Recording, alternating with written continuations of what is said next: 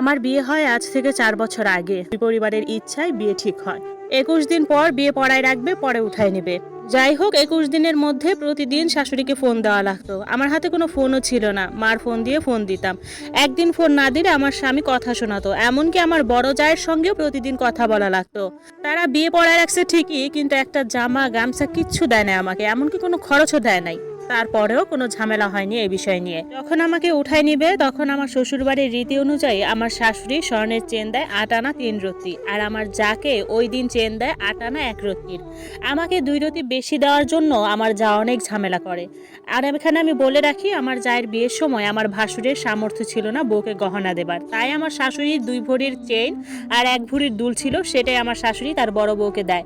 বিশ্বাস করেন, এগুলো নিয়ে আমার কোনো মন খারাপ নাই যে তার সব গহনা তার বড় বউকে দিছে।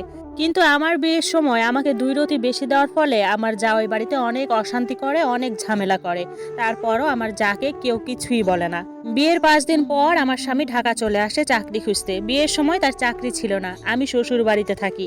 আমার যা আমাকে অনেক কথা শোনাতো, এমনভাবে বলতো যেন সে ইয়ার্কি করছে। আমি কোনো জবাব করতাম না।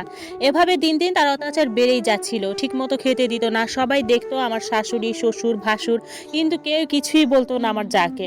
আমি কাজের মানুষের মতো কাজ করতাম। আমার স্বামীও আমার সঙ্গে খুব একটা কথা বলতো না।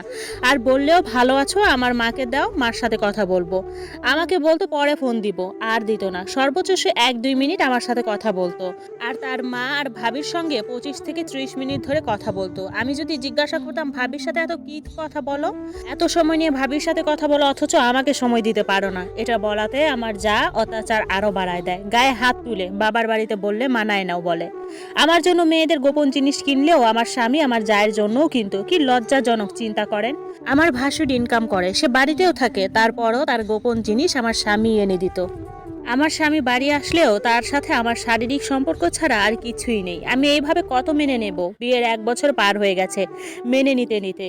বিয়ের পর আমাকে ঠিকমতো কাপড় দিত না, বাবার বাড়ি থেকে কাপড় এনে পরতাম। আমার স্বামী জায়ের জন্য ঠিকই কিনতো। একদিন যা আর স্বামীকে হাতে নাতে ধরলাম। দুইজন হেসে গল্প করছে, আমাকে দেখে তারা চোর ধরার পড়ার মতো দুইজন দুই দিকে চলে গেল। আমার তখনই সন্দেহ হয়, কারণ হাসাহাসি করতেই পারে, কথা বলতেই পারে, কিন্তু আমাকে দেখে পালানোর কি আছে। আমি অভিমান করে বাড়ি চলে আসি, আর আমার স্বামী ঢাকায় চলে যায় তার ২ দিন পর। আমাকে কেউ নিতেও আসেনি। ১ মাস ৪ দিন থাকি বাবার বাড়ি। এর মাঝে খবর আসে আমার যা ১ মাস ১৩ দিনের প্রেগনেন্ট। আমাকে চলে আসতে বলে, তাকে দেখাশোনা করতে হবে। আমার স্বামীকে বলি আমি যেতে পারবো না। এটা নিয়ে আমার স্বামী আমাকে অনেক কথা শোনায়। বলে এত খুশির খবর আসবে না, আমার মা অসুস্থ, তুমি ছাড়া কে আছে সবাইকে দেখার। তখন বলি আমাকে এসে নিয়ে যেতে হবে। সে পরদিন আমাকে আনতে ঢাকা থেকে চলে আসে। আর তার ৫ দিন আগে থেকেই আমার অনেক